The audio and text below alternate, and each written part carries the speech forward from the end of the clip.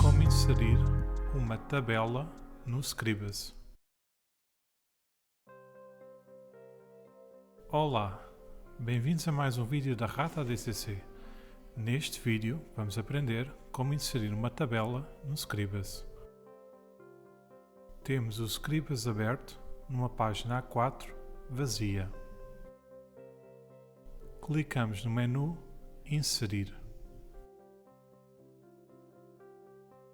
Clicamos em Tabela. Em cima da página, clicamos e arrastamos para formarmos o tamanho da tabela. Ao largarmos o botão do rato, aparece um pequeno painel.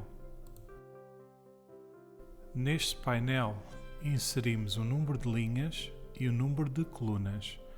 Neste exemplo, iremos inserir 7 linhas e 3 colunas. A seguir, clicamos no botão OK.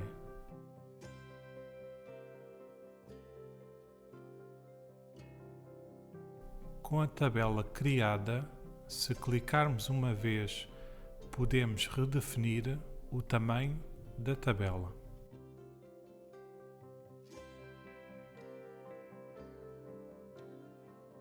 Em cada célula, podemos clicar 2 vezes para escrever o conteúdo.